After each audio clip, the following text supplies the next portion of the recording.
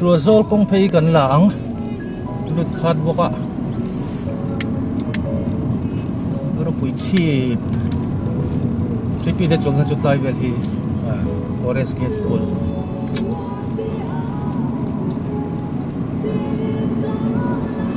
lum mai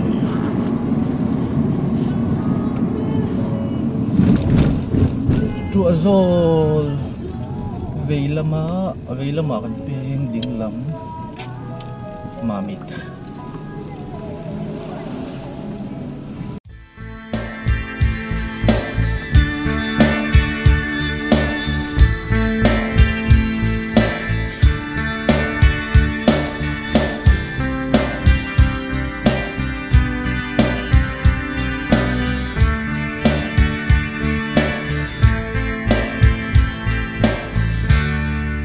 Cho liang chu lan ka phal lo wang lai nu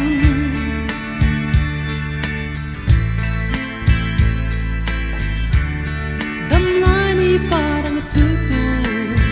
ka zwam lo shin mi to na shang lo e fam pia lei chang chu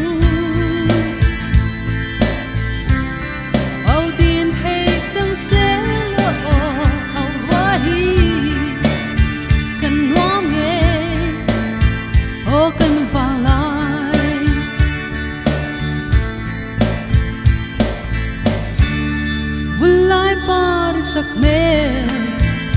chul tur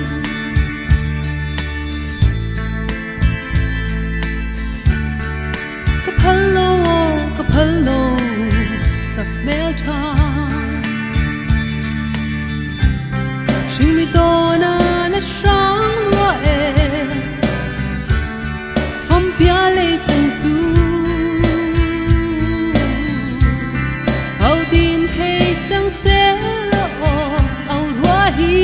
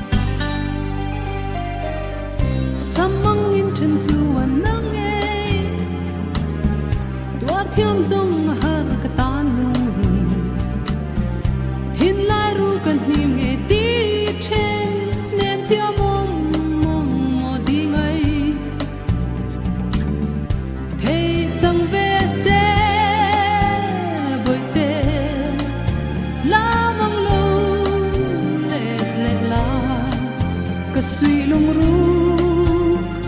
lo ma ki ma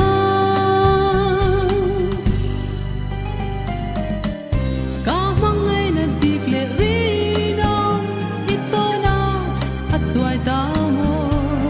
o apoi nge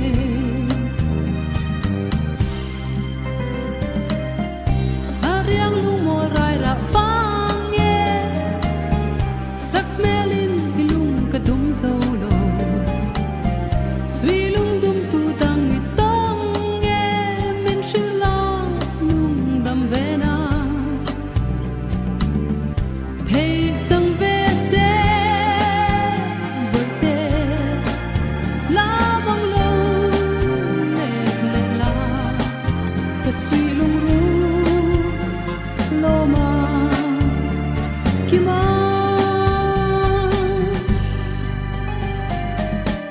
ka mong ai na dik le ri no ito da at suai ta mo o apoi nge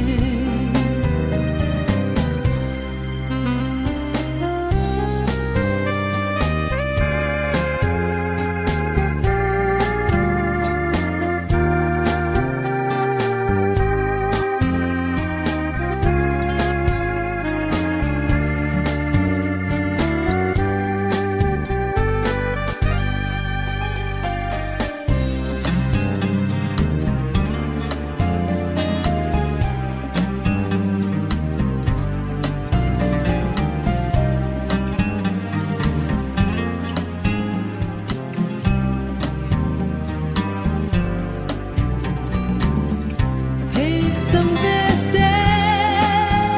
bul te la bang lo le le la ka suy lung ru lo ma ki ma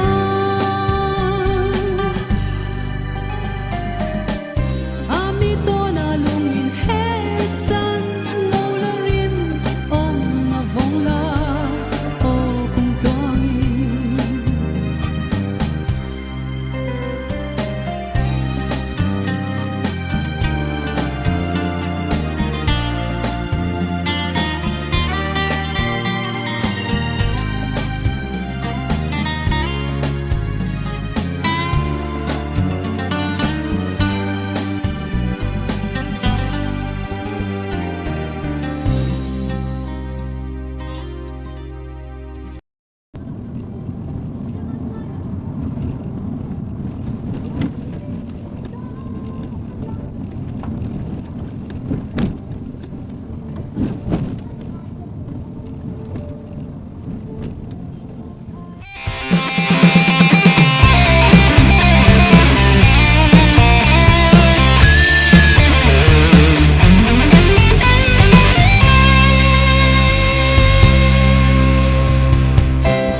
zo fa zale rual zinga hian dora lian shi fa te melma a shang zela klei ti lung mo aman zel thin ram tin mun tin a fang zela nun par khia ki le lai bat lan chung zel ni zamwan an yang na thi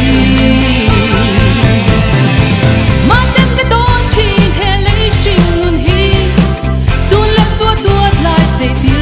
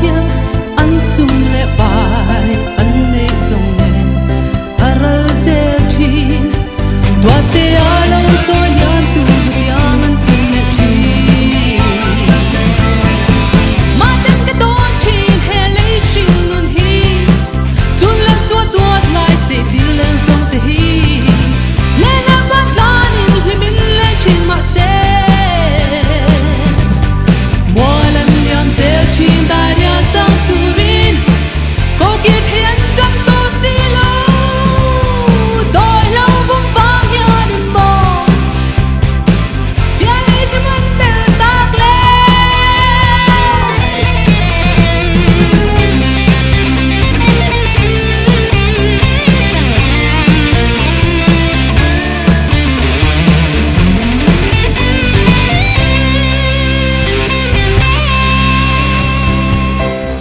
Sule suanun amui ruae ti mai anun manral mai zong tuar haranti zo fa te ti lungmo te u innun kalsia her swa zel hi thir ve te u lung lai thira